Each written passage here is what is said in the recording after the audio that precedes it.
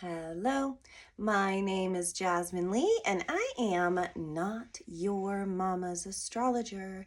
Welcome to this week. This week marks a very large astrological event, a historical, I dare say, astrological event. So, we can take that however we want to. But what I will say about this energy is that it has the energy and the capacity to change a generation's way of doing things. So I'll spare you the suspense. It's Neptune changing signs. And the reason why it's such a big deal, because planets change signs all the time, but our outer planets. So we have inner planets and outer planets, little astro knowledge for you. We have the sun, the moon, Mercury, Venus, Mars. These are our inner planets. They're planets that move faster, and so they're more unique, individual to us in our birth charts also. And then those outer planets, Neptune, Saturn, Pluto, Uranus, they are very slow moving. And so when they change signs, it's more universally felt, more communally felt, more generationally felt. So, when there's a whole bunch of people that have what has been Neptune in Pisces, it's been like 14 years or something. I don't know the exact, but I think it's about 14 years of Neptune being in Pisces. So if you're born in the last 14 years, that whole group has their Neptune in Pisces. And that's why I say it's like a revolution, and it's generational, because Neptune rules our dream space. It rules what we're cultivating. It rules those secret wishes. It rules the intangible. It rules, that dimension of how we pull something that doesn't exist into existence for ourselves. Sometimes it can be passive. In Pisces, it's definitely been more on the spiritual plane. And so water, it's been in water. And so it's been incredibly hard. And I don't know if you've noticed this in the last 14 years. And truly, it depends on, what house your Neptune, where Pisces is in your chart, how it's affected you more specifically.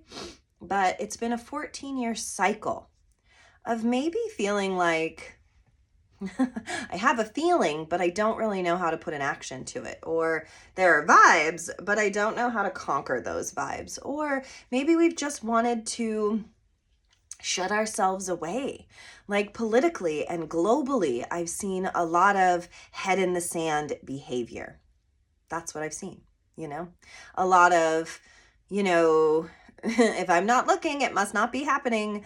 Or the way we treat the planet, the way we treat each other. It's almost like it was a 14-year dormancy of bad behavior, of that low level, not attending to what needs to be attended to, because Pisces is somewhere else. Pisces is on the astro planes, Pisces is like taking a big long nap. So it's been 14 years of maybe feeling as though whatever we had built in those 14 years slipped between our fingers.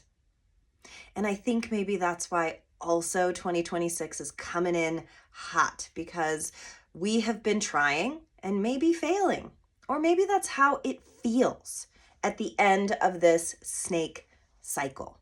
Because in Chinese astrology, it's been a year of the snake, and it's been shedding all of this stuff. And we've gotten incredible insights and glimpses into what's changing, into what could be. The coulds of the world kind of made themselves noticeable this year. But in order for us to get anything done, we have to be willing to shed the old ways. I think the sad way that these things tend to come up in our world is through violence, is through resistance, is through collapse. All of this energy, Pluto moving into Aquarius, Neptune is now moving into Aries. Today, you guys, today, Neptune is in Aries. And that feels so different than Pisces, because Pisces can be an ending. When we look at the astrological wheel, Pisces is the very last. It's number 12. It's the last sign on the wheel. It's like death. It's like going back to source energy. And when you have 14 years of Neptune being in source energy, sometimes it can all get a little convoluted or a little overwhelming or a little too much.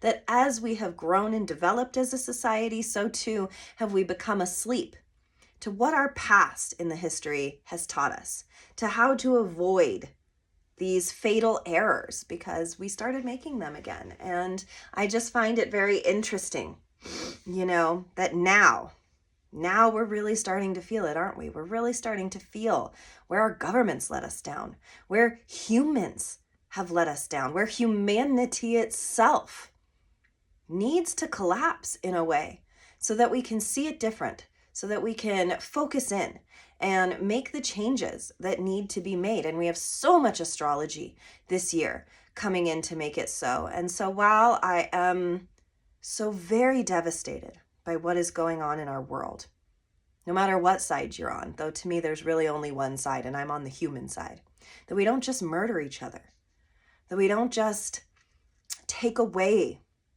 that we don't just storm in. We have to think first.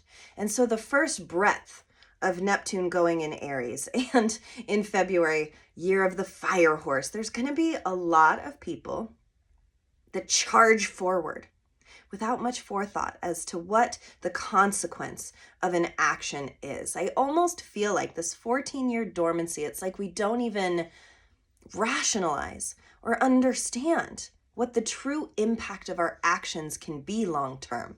And that it's all kind of coming to a head in that way. And sometimes that can feel hard. But what I notice too is that with Neptune ever closer inching to Aries and today actually in Aries is, people are starting to drink less. Now there's dry bar options. There's mocktails. People are now getting landlines again, putting their phones in hats when they all get together. There is a new wave of, oh my God, we let technology, we let the government, we let politics, we let everything else get in the way of connection. And we're starting to feel that in our bodies first because Aries rules the first house. So where Pisces is an ending, it is the spirit world, it is going back to source. Aries is born, baby. Here we are. It is brand new. And in that way, low road of Aries can be very self-centered, egotistical, really selfish. But centered in self is high road of Aries. So we're going to have a whole, 12-year cycle now to try to find our center of self and how we move in the world. And that's going to be a whole generation of babies who are going to be centrally focused for the greater cause. I kind of dig that. I kind of dig these babies that are going to be coming on down because I know a lot of people are like, who would want to have babies in this climate right now, in this way of being? And I say we need our warriors. We do. We need our people to continue. And in order to do so, we got to make babies. But also, we need to trust that young people are on a different trajectory and that they're here to change things. And I think what has felt stale and old is starting to twist and turn and get vile and violent and outdated. The hypocrisy of our world right now is astounding.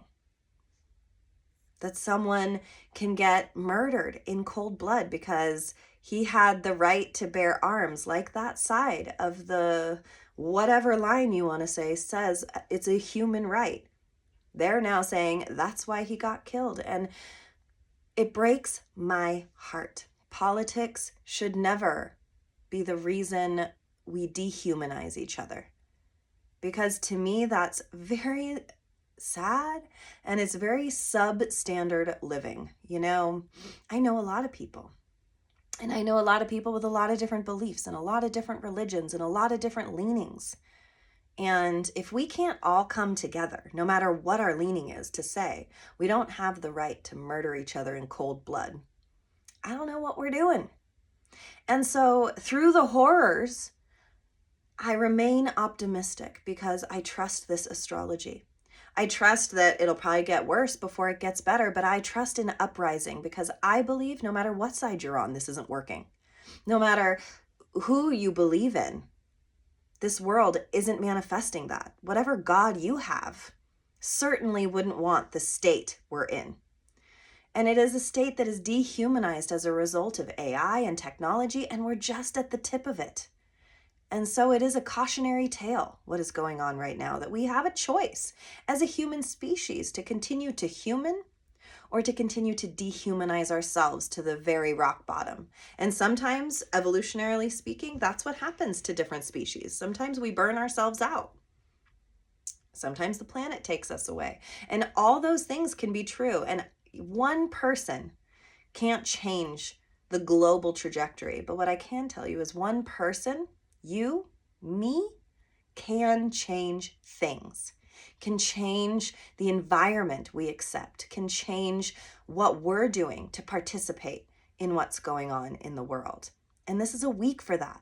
We're going to start feeling these bigger energies, and it's really globally going to be quite the shit show. So how are we as a human being individually going to trust the process and trust ourselves enough to know that we recognize with our own eyes when we see wrong? And it's amazing to me how much that book 1984 by George Orwell feels relevant, that they're asking us to deny what we see with our own eyes. They're asking us to believe something that we can see is a lie with our own eyes. And to me, that is this built pillar of what is crumbling down around us. Because I remember I was a photographer for 15 years. And when I was studying the history of photography, a lot of people were scared when others started doing darkroom work. I mean, geez, we're just burning and dodging, lightening and darkening and adding negatives on top of each other. It was a very exciting time back then. I wasn't alive, you guys, not that old. But at the beginning of photography, there was all of this excitement over what we could create, how we could bend reality. It was something that only painters and artists could do. And now all of a sudden we had human faces and pictures and negatives to work with. And a lot of people got scared because they said, if you start doing that, we won't know what's real anymore. And I'm very thoughtful about that, because that one worry that was so simple, because honestly, I don't know if you've seen really old pictures of people infusing other people onto negatives. It was pretty like base level, you could super tell. And it was artistic and it was cool and it was weird, and I am so here for it. But that first fear that those people started having of, I mean, there are some tribes that still say taking a picture steals your soul. So put that in your pipe and smoke it. But anyway, that these baseline thoughts, these first inklings, but how will I know what's real? Look at where we are now, where you can superimpose voices, faces. And right now we're still at the, lower level of that. So we can still feel it maybe when you see an AI video, or you can still sense that something feels off when you see a filter, or when you see this girl's wrinkles go away. Filter, we can still see those things. But how long until we don't? How long? And I think this big astrological event of a new 12-year cycle of Neptune going into Aries is to get more embodied. We need to get off these phones. We need to and listen, that 14 years, look at what happened with Neptune in Pisces, technologically speaking. Whew! And now that Pluto is in Aquarius, it is truly a technological revolution we are going to go through. And in some ways that's exciting. And I know those of us who like technology are very excited about that. But on a very human level, there is deep, deep need to recheck in. And Aries and Neptune moving into Aries says, feel it through your body first, guys. Don't just look with your stupid eyes, because now our stupid eyes are going to lie to us. And just like our thoughts do. Our thoughts and our eyes are not the go-to. You need to feel it through your body first. That's what Aries says. Aries rules the first house of body, of how we embody ourselves. So that is the homework this week. What inside you is needing, craving embodiment? How can you put away your phone an hour before bedtime? How can you turn away from the news when you've already doom scrolled long enough? Because it's not that I don't want to be informed. It's that I believe in this day and age, we are over-informed. And that can lead to a nervous system meltdown that we as humans are not created to hold. We're not created to hold the entire world. We just aren't. And so, I believe we got off on the wrong track with this Pisces, with this wanting to disappear almost, or wanting to see what we could create, and we went too far. And now we're in this place of personal responsibility where if now we've set this wheel of technology spinning, how are we going to take care of ourselves?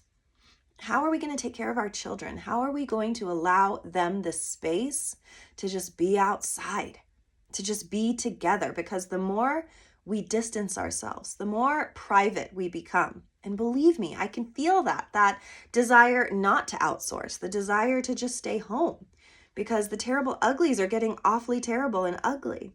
But it's the opposite thing. We need the human bond, the human connection. We need to keep our humanity, our compassion, and our empathy. Because I guarantee you, no matter what you believe in, there is no God, there is no source energy that would want us to be killing people for no reason, in cold blood. There just isn't. But I also believe that humanity is twofold, that we can't just always trust and look to the good side of humanity, that as above, so below, that whatever is light, there is its dark counterpart, and that all of it is on a massive main stage right now. And it is up to us to decipher who we want to be in this revolution, what kind of a human we want to be, how we want to move forward.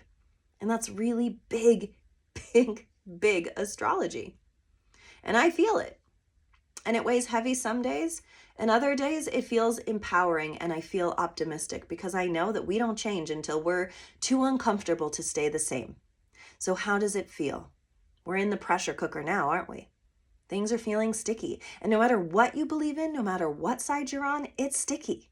And if you think it's not, then boy, has Pisces and Neptune nailed you these 14 years, because it's time to pull the head out of the sand. It's time to stop averting. But then it's also time to start moderating how much we're letting in all the time, because we can no longer be this permeable. We are now putting on our armor. We are now going and fighting our own inner wars, because we can't fight the outer ones if we don't know what the inner ones are. So that is what I want to say about this week. Tuesday, tomorrow, Mars and Pluto join each other. So just as we have this big boom of energy today that says, I'm going to start something. I have this dream and it's important. And it is something that I believe in.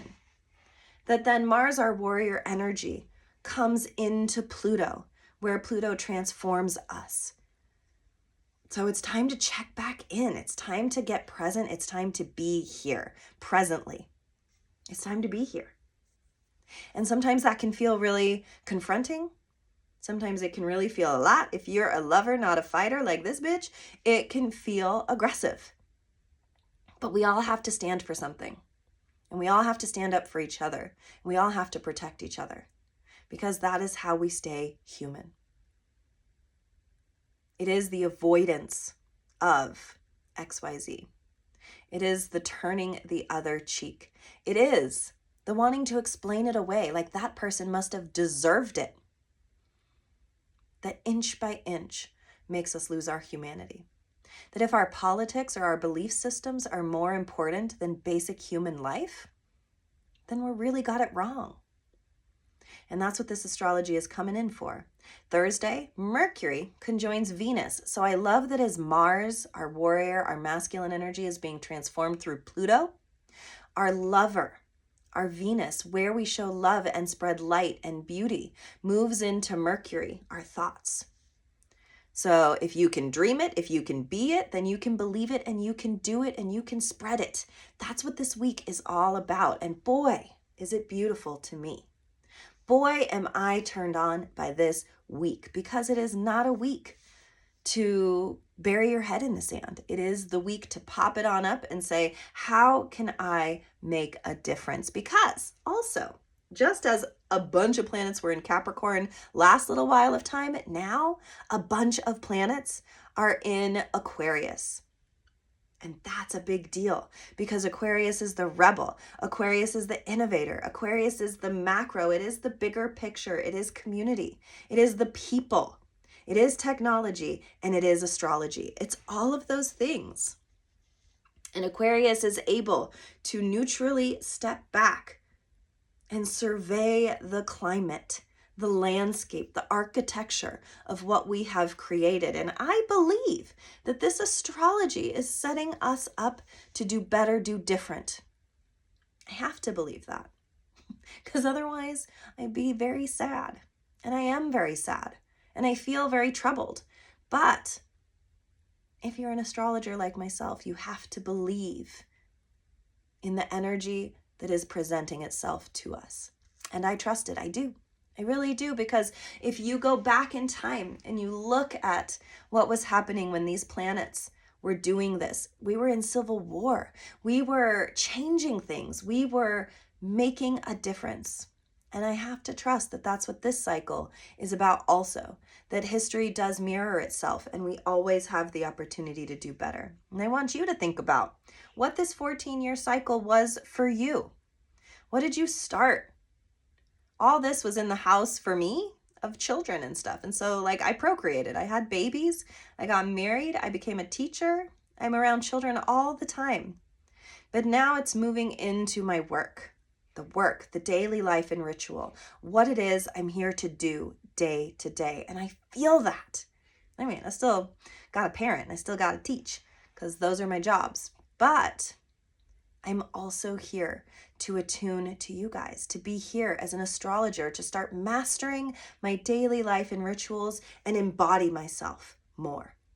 That's what I'm here to do. And then we end this week, you guys. We begin and we end in fire. It's a full moon in Leo. It's a big one. Full moon in Leo doesn't stay quiet. So, when I say it's going to get worse before it gets better, there's going to be a lot going on. There's a lot of passion. There's a lot of big feelings. And I always say, if we don't master our own, then we'll seek it out in others. If you're angry, then you're going to find angry. If you're happy, then you're going to find happy. We are walking, talking little energy orbs.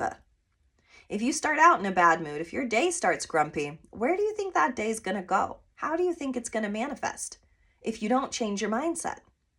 So we got a lot going on. We got a lot of fire. And what are you going to do with that fire? What are you going to cultivate inside yourself, even if it just starts right here with your big, beautiful, beating heart?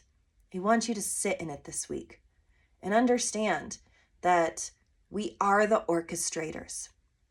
That whatever is going on in the world that's ugly and you don't like it, you created it too. We all created it. And it's the blaming that gets us nowhere. It's the finger pointing that deactivates us. It's the pushing and the shoving and the hating and the judging and the saying, that's not in alignment with me, that creates violence, resistance, and more of the same. So I want you to really be aware. Put it on a super micro level for yourself this week. What do you attract? What is going on in your life? How are people responding to you? And take some goddamn accountability. Just take it. Come on. Listen, I'm all about, we're doing our best. Self-love. Don't hate on yourself. Don't hate on yourself. I love how my voice catched when I said that. Oh my goodness. That's something. Don't hate on yourself, but take accountability for yourself. We're not children. We don't just get to throw tantrums, though I see a lot of them on social media. Sit in yourself and understand that we were all part of what happened here. That no matter what, we all have participated in one way or another in the state of ourselves and our states of the unions and where everything is as above, so below. It mirrors your darkness too. We can't find a solution until we're able to see ourselves in the problem also. So I know that's a tall order, but with all this fire and with a full moon in Leo to end it, it's going to be here anyway. So you might as well work productively with it. Woof. And I got TikTok. And with every turning of the wheel, the astrological wheel, the Chinese New Year wheel, the years, the time, the hours, time is an interesting paradox. And you never know it more so than when you have kids, because time never feels more slow or more fast than when you're raising young children, because they grow so fast, but they also grow so slow. And that's us inside too. Don't forget that even though we're not kids, we're still very unhealed, all of us. We're all walking around as the children we used to be. And I want you to really think about that this week. If you were still you as a child, what do you think would be different? And what do you think are the things that stay with you as a result of how you were raised? Because that's what really needs to shift, our origin stories, our ancestral healing. These are the things that need to be drawn up because we only have so much time. And I'll tell you what, I don't want to go to the grave unresolved. And so this is a week to find our resolve. And I hope you find yours too, because this is a big energy change. And if you aren't with it, well, then you're against it. And when you're resisting big change, that's when calamity ensues. So pay attention. Just pay attention. Thank you so much for listening. I would love you to like and share what you hear so that we can build bigger audiences, so that we can manifest together, so that we can all work together, so that none of us feel alone. Because really, whatever I'm doing week to week, I'm trying to connect. I'm trying to help. I'm trying to do my small little bit of service so that we may all come together and find each other at some point. And liking and sharing and spreading the good word is how that gets out there, is how I can keep doing that on a bigger scale. And to those of you who listen every week from my deepest, deepest heart, thank you. Thank you for listening. And I'll see you next week. But also, I'm going to have a special podcast episode this week. It is with my partner, Dustin. We're thinking about starting a new segment. Let me know if that is something you would like. Let me know what you'd like to see. Give me some input when I do post it, and I look forward to seeing and talking with you more. Take care.